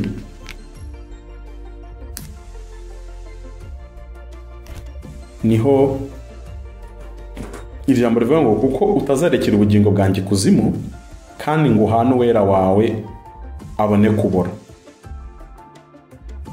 Reka ne gusoma byinshi simuke ngiye kuri 31. Haravuga ngo yavugaga ibyo kuzuka kwa Kristo abibonye bitari byaba, icyo cyatumye avuga ko atarekewe kuzimu, kandi ngo n'umubiri we nturakabora. Urumva uko kuzimu avuze noneho ni yasi y'umwuka, ariko noneho mu bundi buryo Bibiliya ivuga nk'ubuturo noneho bw'imyuka yabera, nk'ubuturo bw'imyuka yabera. Aya magambo, hari amagambo aba umuntu aba adashobora guta yumva mu buryo bumworoheye, kuko ubu turimo turarebera hamwe iri jambo ryitwa Hades, ariko rigaruka muri Bibiliya inshuro nyinshi, ku buryo ngiye gusoma iyo mirongo yose bigoye kuyisoma. Reka ngerageze gusoma myinshi. Matayo 11:23 niho nashatse guhera mbere yuko nsoma muri 16. Matayo 11:23 haravuga ngo nawe Kaperinawumu ushyizwe hejuru ndetse ugeze ku ijuru, ariko uzamanuka ikuzimu, kuko ibitangaza byakorewe muri wowe iyaba byarakorewe muri Sodomu ibikiriho nanone. Aha naho ni ubundi buturo Bibiliya itubwiye, n'amagambo menshi. Uramutse ugiye muri Mariko iri jambo rya Yesu arisubiramo rya Hades, ugiye muri Luka 16:23 iri jambo Yesu arisubiramo, ariko reka ryo ndisome kuko ari ya nkuru itubwira kuri Lazaro, kwa ngo mwumve neza ko ubu buturo nabwo Bibiliya ibuvuga nk'ikuzimu. Ubwo ngeze muri Luka 16, Luka 16 umurongo wa 23, Bibiliya ivuga ngo ageze ikuzimu arababazwa cyane, yubuye amaso areba Aburahamu ari kumwe na Lazaro ari mu gituza cye. Bivuze ngo uku kuzimu, Bibiliya ivuze kuzimu none ni ubuturo bw'abanyabyaha ariko bategereje kuzajya muri Gehinomu. Reka mvuge gutyo, nk'uko abakiranutsi bategereje kujya mu ijuru baruhukiye mu cyitwa igituza cya Aburahamu, ariho Lazaro ari, ariko nyamutunzi we ari ahitwa ikuzimu. Aya magambo Bibiliya ikomeza kugenda iyasubiramo. Reka ngere wenda kujya kure. Mu bakorinto ba mbere Pawulo arabivuga mu gice cyaho cya 15 kuri 55, arayavuga mu gitabo cyo cy'ibyahishuwe igice cya mbere umurongo wa 18, aho uvuga ngo mfite urufunguzo rw'ikuzimu n'urupfu, bivuze ni Yesu avuga ko ari ufite urufunguzo rwo kuzimu n'urupfu. Iyo tugeze mu gice cya 6:8 nabwo Yesu aravuga ngo biravuga ngo abona umuntu wagendaga ariko witwaga urupfu na kuzimu. Ibi bintu Bibiliya bikoresha yishaka ishobora gufata ikintu ikagitiza ubumuntu, igafata nk'urugero nka Yerusalemu ikavuga ngo umukobwa wa Yerusalemu ikamugira umuntu, ikamugira umugore, donc ibyo gutiza ubumuntu ibintu Bibiliya bikoresha cyane. Naha Bibiliya ikoresheje ukuzimu kumwe twavuga ngo ni ahantu igutiza ubumuntu kugira ngo bibe mu mvugo ifatika, ariko urupfu na kuzimu bivuze ngo gupfa si kuzimu, aho wari urupfu hari na kuzimu, nabwo ni ikintu ukwacyo. Ariko kandi reka nsome mu gice cya 20 cy'ibyahishuwe ariho nsoreza kuri iki kintu cyo kuzimu nk'ubuturo. Kuzimu nk'ubuturo dusome muri byahishuwe igice cya 20 nishaka bro dusoreza mu gice cya 20 umurongo wa 13 n'uwa 14 aravuga ngo inyanja igarura abapfuye bo muri yo, urupfu n'ikuzimu bigarura abapfuye bo muri byo, maze bacirwa imanza zikwiriye iby'umuntu wese yakoze. Urupfu n'ikuzimu bijugunywa mu nyanja kumwe n'amazi kwake. Mwumva aka kantu none nsoreza w'iki gice. Abantu bose bapfuye baragarurwa, even n'aba banyabyaha bari muri kimwe twita kuzimu. Kwa kuzimu turi kuvuga kwitwa Hades, ariho muzumva nka wa mwana Salomo yahoze avuga ko yagiye bahanirwa, ni ahantu n'ubundi h'imibabaro myinshi ariko itagereranywa n'umuriro w'iteka, kuko muri uku kuzimu bababazwa cyane. Uku kuzimu kwitwa Hades barababazwa, n'uyu munsi barababazwa, ariko barababazwa nk'ikisi. Ni nka byaye n'umukecuru ngo uruzi rwamize umwana ngayikubitamo igishirira ngo bitangira kwanga abagore nguri muri iki byise nyina umwana ataraza. Abantu bari muri uku kuzimu nabapfuye ariko barimo bababazwa cyane.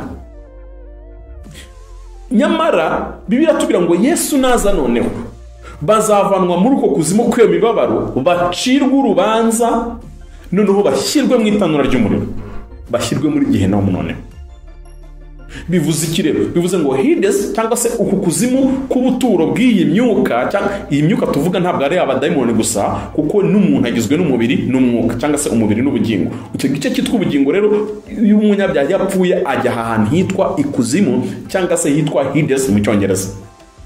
Nubwo baba barimo bababazwa uyu munsi bifuza amahirwe ya kabiri ngo bagarurwe mu isi bihane, ntayo bazahabwa, ahubwo bazazuka bagarugire bambara indi mibiri, bahagara imbere y'intebe y'imanza, bacirwa imanza z'ibyo bakoze bakiri mu mibiri, hanyuma bahita batava mu nyanja y'umuriro n'amazuku. Na kwa kuzimu rero nako bwako, reka dufate ko kuzimu nka gereza aho bafungiye uyu munsi, nako kuza tuguterurwa kujugunywe hahandi mu muriro wako muri Gehinomu mu yandi magambo. Ni nabyo umurongo wa 14 uvuga urupfu n'ikuzimu bijugunywa muri ya nyanja y'umuriro n'amazuku. Iyo nyanja y'umuriro ni rwo rupfu rwa kabiri, kandi umuntu wese izina rye ritanzwe mu gitabo cy'ubugingo azajya amahanga. Ni umurongo wa 15 honsoma.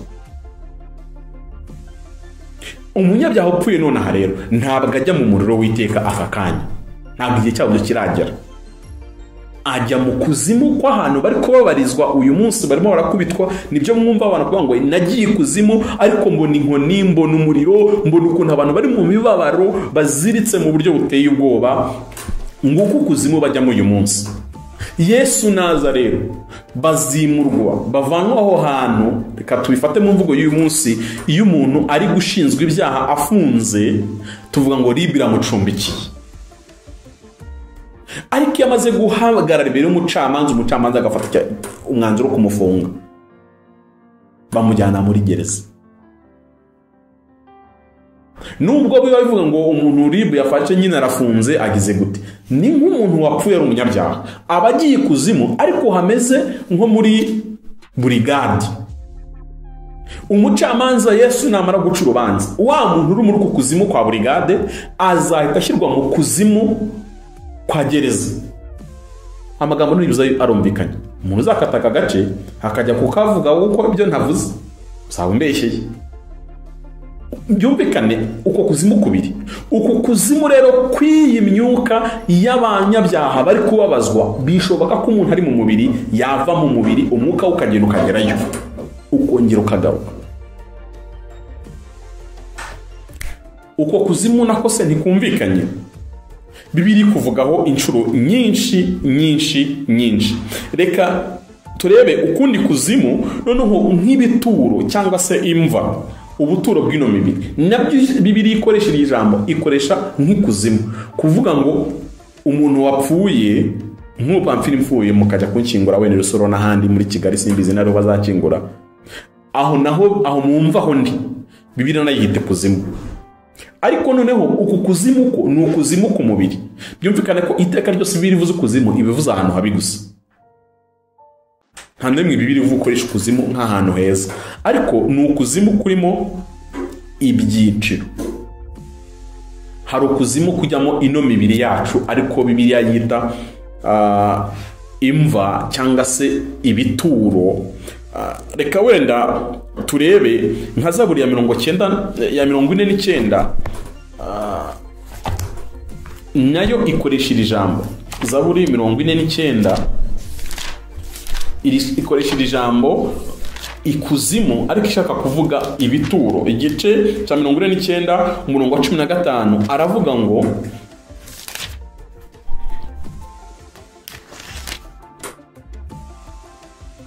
bashorerwa ku gikuzimu nk'umukumbi w'intama, urupfu ruzabaragira.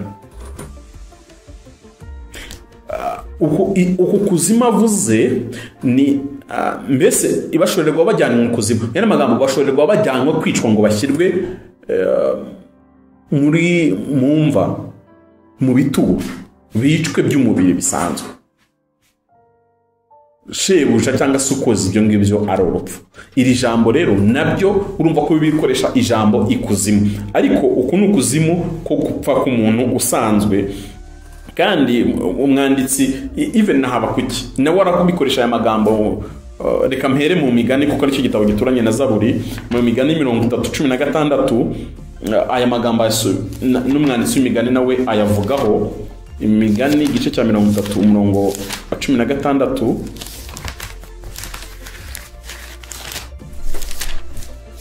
aravuga ngo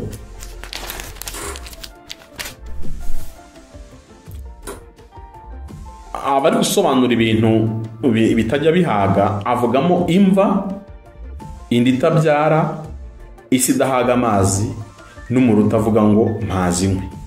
Iri jambo imva hari aho uri busome bitewe na verisiyo y'Bibiri ikoresha wumva akoresheje ikuzimu. Akoresheje ikuzimu.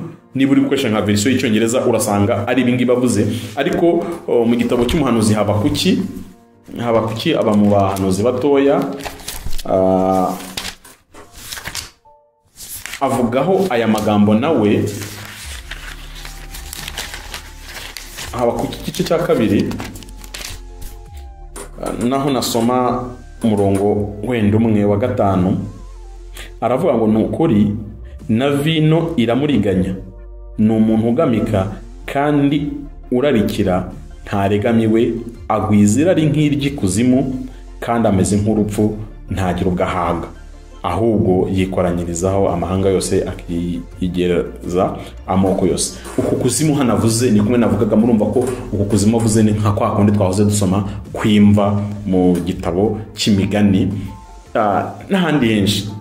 Ndashaka gusobanura rero izi za kuzimu kugira ngo wowe wumva abantu bavuga ngo abantu bagikuzimu ni impamvu ikidugutera kutabyemera. Nuko ushobora kuba wumva kuzimu gutandukanye nuko uwavuze ko yagiyeyo yavuze. Kuko wowe nshaka kuvuga ikuzimu gahita wumva irusororo mu gituro, ushaka kuvuga ikuzimu gahita wumva donc ushaka kuvuga ikuzimu kumva hell, ushaka kuvuga ikuzimu kumva Gehenna, ushaka kuvuga ikuzimu kumva is grave, nshobora kuvuga kuzimu ukumva zihides, nshobora no kuvuga kuzimu ukumva iki cya gatanu cyitwa shiri cyangwa se kuzimu h'umwijima utewe n'ubwihebe. Uyu kuko ni ukuzimu nasobanuye ngo ni ukuzimu umuntu agira kiri hano mu isi. Hari ukuntu umuntu akubwira ati ngenda numva narapfuye cyangwa ko bangu narapfuye ko nanze kuvaho. Hari umuntu umeze rwose pe ariko ameze nk'utuye mu mva kubera imibabaro n'ibindi bintu byinshi yaba yarahuye nabyo. Urugero Yona niwe uvuga amagambo ameze gutyo. Umunsi ari mu nda y'urufi aba yumva atakiri ku isi abantu ko mu by'ukuri ntiyapfuye. Mu gitabo cya Yona igice cya 2 ari ubwo hose ndi buhasomera. Yona igice cya 2 avuga aya magambo.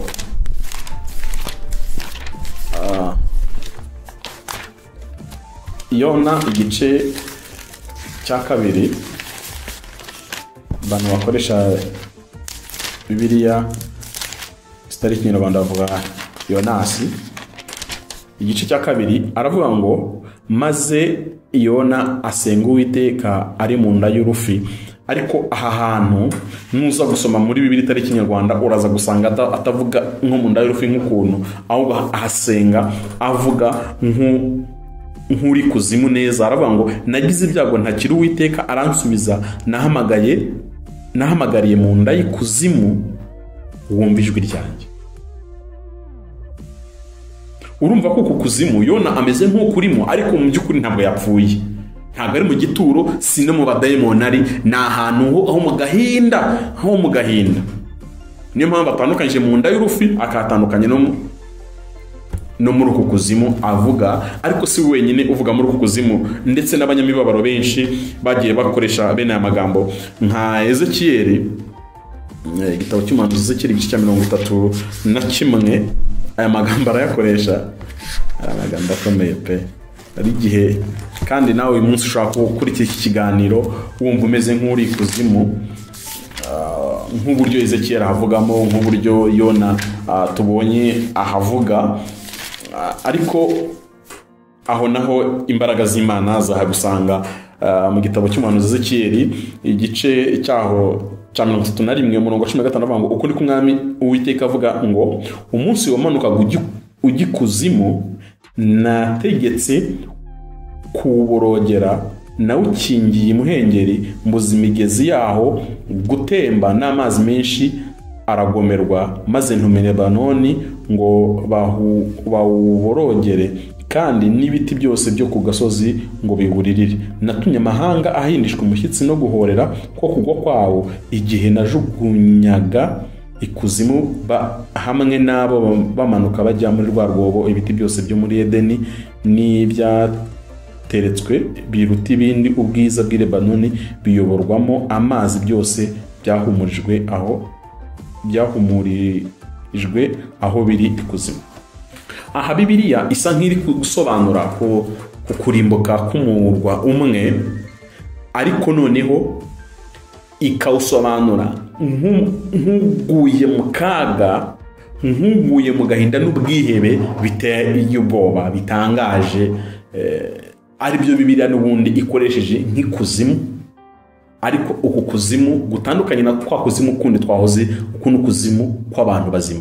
Uku kuzimu ntabwo ari kuno pamfira kuba ngo aragiye kuzimu, ahubwo ni ukuzimu gutewe n'agahinda umuntu agira cyangwa n'imibabaro umuntu acamo ikamutera ubwo bwihebe. Ari nabyo Bibiliya ishobora kwita kujya ikuzimu cyangwa se abantu bari kuzimu. Tumaze kumva amagambo 5 Bibiliya ikoresha ishaka kuvuga ikuzimu. Umuntu wese ukurikira iki kiganiro araza kugisoza yabasha gusobanura ukuzimu cyangwa se ikuzimu ahariho n'uburyo abantu bajyayo. Uku kuzimu kwa kabiri niko nshaka gutindaho, uku kwitwa Hades cyangwa se ubuturo bw'imyuka, aribyo twasomye muri Matayo 11:23, aribyo twasomye muri Matayo 13:18, aribyo twasomye yakozwe n'intumwa 22:27 mu byahishuwe, uko kuzimu nk'isi y'imyuka ari nabyo biza bigahura neza n'ukuzimu kwaberaga mu kibaya cyangwa ne Hinomu, Imana itarakugira Gehinomu, donc itarakugira ubu aho guhanira hiteka. Aba bantu bavuga ngo bagiye kuzimu, nuganira nabo cyangwa se umuntu wese ukurikira Beura ubuzima bwe bwa buri munsi, uyu munsi ntekereza ko ari ready cyangwa yiteguye, yasobanukiwe kuba yasobanura umuntu ari we wese ukuzimu ukuntu abantu bajyayo. Ukuzimu twumva uyu Rebeka avuga yagiyemo, uyu even na Pastor Semajere nawe yagiye kuzimu. Abantu bakuri ikiganiro twakoranye asobanura ukuntu yisanze ari kuzimu. Aba nta budake basumuta, aba ba Salomo, aba ba Beti n'abandi nabo mukicura ziza, abo ndi kuvuga abo mfite ibiganiro byabo hano kuri Zaburi nani kuri Beura washingiwe, harimo nabo nagiye nkoresha nkiba kuri Zaburi, nabo batubwira ukuntu babaga bajyanwaga kuzimu.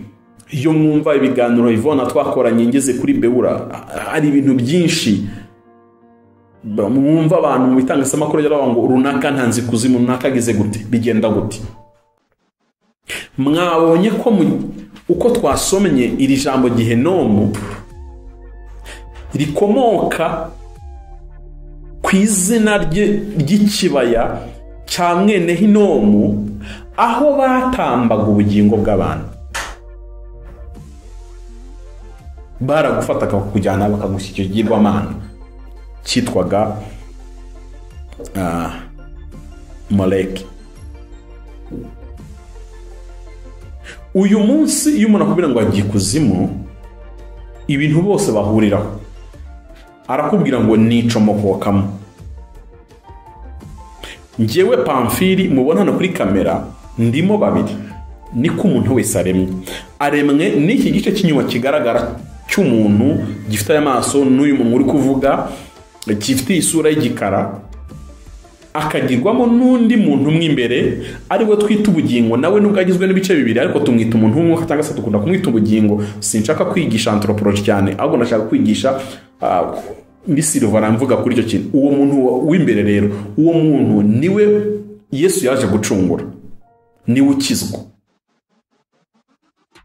Uwo muntu ni nawe urwana intambara zo mu mwuka, kuko muziki intego y'iki kiganiro ari spiritual warfare cyangwa se intambara zo mu mwuka. Intambara zo mu mwuka rero zirwanwa na Pamfili w'imbere, nubwo bishoboka ko na Pamfili nyuma yagirwaho ingaruka. Ibyo tuzabibona mu bice biri imbere, uko intambara yo mu mwuka ishobora kuza ikagira n'ingaruka ku mubiri. Bigenda gute rero?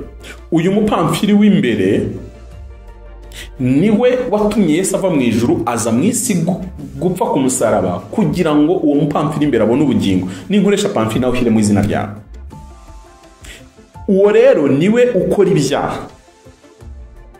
Ibi iki kindi gisigaye kimera nk'igikoto ubundi umuntu yambara. Muzanumva mu biganiro twagiye dukora n'abantu benshi bagiye mu ijuru n'abagiye kuzimu, akubwira ko iki kibiri ari nk'ikote ufungura imashini, hari wambwiye ngo ni gisarubeti, ukuraho imashini gutya rwose ugasohokamo, kino cy'inyuma ukabona kiraguye ariko ukabona kiryamye nka hariya.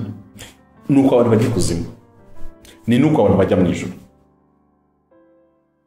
Ntabwo umuntu agiye kuzimu agiye Pamfili wese nkuko noneho ngo mumbure ngo mari iminsi mutambona ngo mwibaza ahantu nagiye. Oya, ahubwo iki gipamfili cy'inyuma murakibona, gishobora no kuba cyasigara hano mu isi kiri mu mirimo isanzwe, cyangwa se akaba ari umuntu uryamye usinziriye, mukamuzi ko Pamfili asinziriye, ariko Pamfili imbere already yamuca mu konsimo yagiye. Muzarebe ikiganiro nakoze n'umudamu uvuga ukuntu yicomokokaga agahinduka inzoka kandi agatumwa hirya no hino ku isi akagenda. Muzakibona kuri Beura nacyo kiriho. Yigeze yatumwa kujya kwica Edimo Kivuye, ya muyobozi wa Eglise Vivante mu Burundi, banzana no hagarariye ku isi. Gute rero uyu Pamfili w'imbere iyo yigishijwe ubutumwa bwiza, iyo abwiwe ubutumwa bwiza akabwumva, akabwemera, akabwizera, ubugingo bwe buvanwa mu butware bwa Satani, kuko umuntu wese utari muri Kristo Yesu aba ari mu bubata cyangwa ari munsi y'ubutware bwa Satani. Satani ari umuyoboro. Iyo rero umuntu umubwiye ubutumwa bwiza, maze igihe mbabaye kuko mu Rwanda nta bavuga ubutumwa benshi dufite. Abamwirwa mubona mu rusengero bahagarara kuri bavuga hirya no hino, ntabwo bavuga ubutumwa bwiza, kuko ubutumwa bwiza ni Yesu wuzuye, ntabwo ari Yesu w'igice.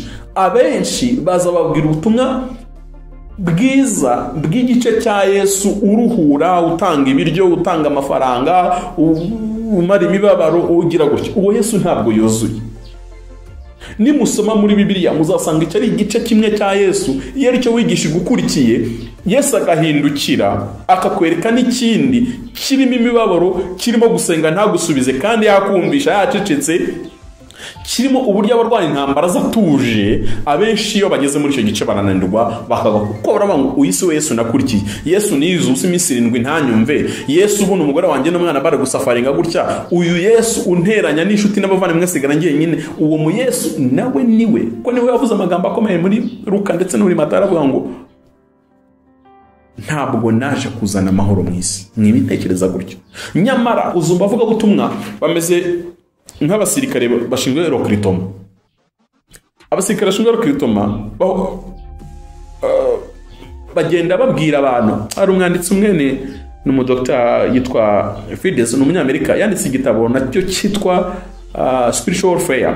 Niwe wanditsemo iyi nkuru ngiye kuvuga. Aravuga ngo mu gisirikare cy'iwacu, igice kinini cy'abanyamerika mbona bakuze hafi bose bonza baraba abasirikare kubera zira ntambara babaye mu myaka myinshi ya za Vietnam, zira ntambara zo kubona igihugu cyabo n'ibiki. Hari ibihe byinshi babaye mu ntambara, kuri usanga abasaza benshi muri Amerika rwose baba pastori benshi ariko bashaje muri za myaka za 40 hejuru, yo benshi usanga bafite background y'igisirikare. Aravuga ngo muri rakritoma baziga kubwira ubwiza gusa bw'igisirikare, ko icyo uzakora niki, mbese akakwereka igisirikare nk'ikintu cyiza gusa.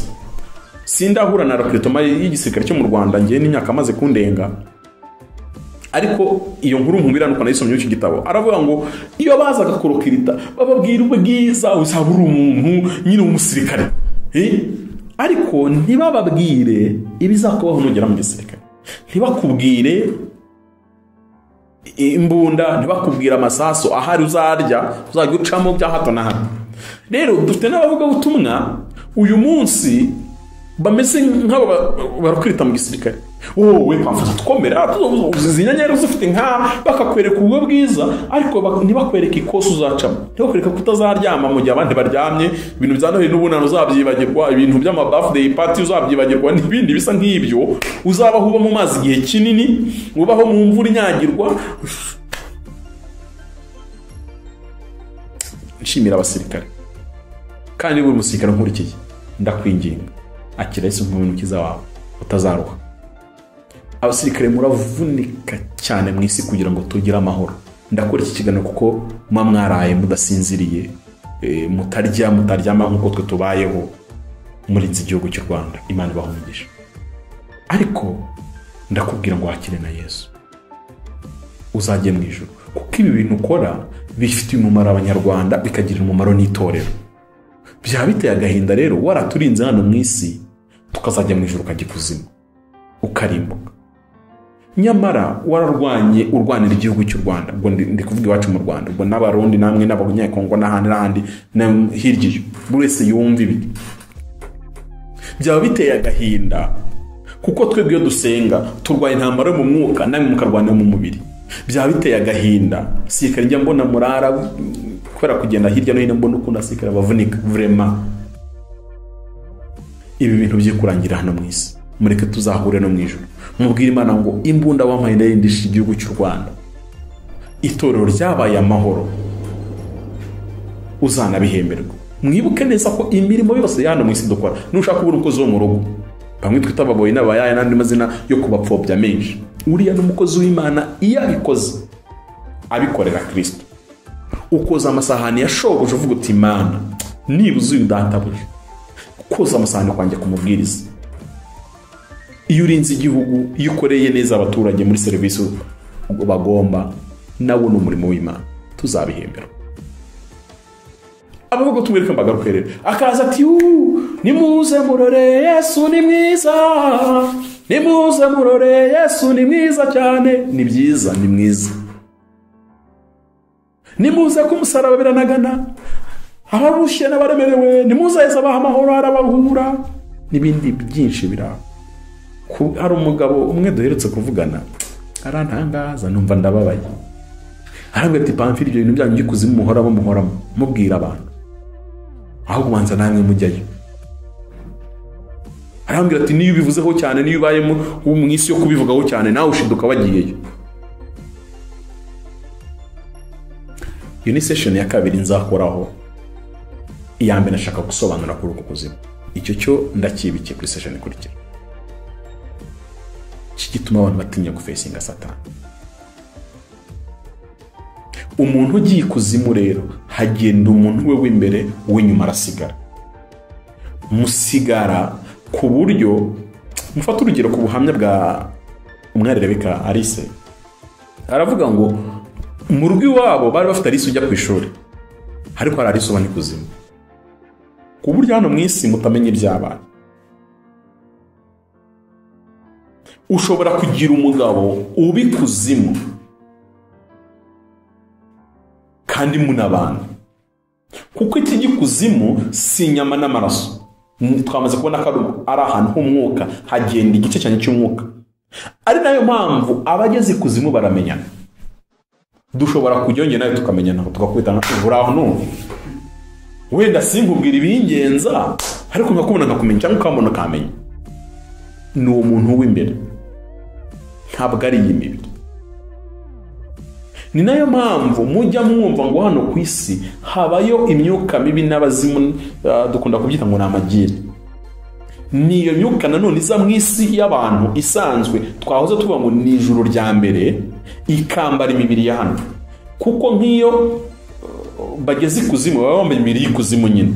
Nkuko Pawulo asobanura mu rwandiko rwa mbere yandikira Abakorinto igice cya 15, aravuga ngo habaho ubwiza bw'imibiri hano mu isi n'ubwiza bw'imibiri yo mu ijuru. Habaho umubiri w'ifi, hakabaho n'umubiri w'inka, hakabaho n'umubiri w'abantu. Muzi izo nyama nazo zitandukanye. Rero bitewe n'aho ugeze ukoresha umubiri wawe. Ntabwo imibiri y'ikuzimu ariyo mibiri yajya mu ijuru, iratandukanye. Ariko kandi n'iyi mibiri tuye hano mu isi ntabwo yajya mu ijuru, ntiyajya n'ikuzimu. Uku kuzimu kuriho, kuriliyo, kurahari, kunakomeje kwita Hades, ubu buturo bw'imyuka. Hanyuma habayo ubuzima, habayo n'abantu baho nyine bambaye imibiri yabo, kandi bagira ubutware bwo kugaruka no muri iyi si twebwe dutuyemo twambaye n'imibiri, naho bagakora. Mu kiganiro gikurikira tuzavuga noneho ni gute abantu baba muri izo si, ni gute baturana n'ababo. Myani magambo, ni gute umukiranutsi akorana n'abamareka, kuko abamareka nabo ni ibiremwa bibaho mu isi y'umwuka. Ni gute noneho umuntu umunyabyaha abana n'abadayimoni, nabo ni ibiremwa biba mu isi yabyo y'imyuka. Ni gute ibyo biremwa bigira influence cyangwa bigira impact ku isi irimo abantu bambaye inyama n'amaraso. Isi iri cosmological niko bavuga muri physique. Ni gute bigenda? Hari ibimenyetso byinshi biranga umuntu ubikuzimu kwa Hades, kumwe navuze ku buturo bw'imyuka, kandi abana hano watabizi, we atabizi. Mu yandi magambo, abana n'imyuka, ariko na hano mu mbiri akaba hakihari ubuzima bwe bugikomeje. Nagira ngo munyemerere dusoze dusenga iki gice cya mbere cy'intambara mu buryo bw'umwuka. Mumenye ko Bibiliya ubwayo igaragaza ko ibi bintu ari ukuri. Ijuru rirahari,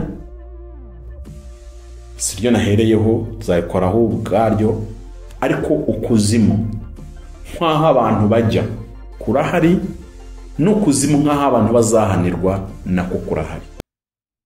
Mana, mu izina rya Yesu ndagushimiye, urakoze kunyemera gukora iki kiganiro, kandi urakoze gusobanurira ubwoko bwawe ibyo wandikishije ndetse na experience y'ubuzima abantu bacamo bwa buri munsi. Turasenze kugira ngo uturinde umuriro w'iteka, ariko kandi utunde n'imbaraga z'ikuzimu zijya zitera isi. Bisabye Imana mu izina rya Yesu, amen.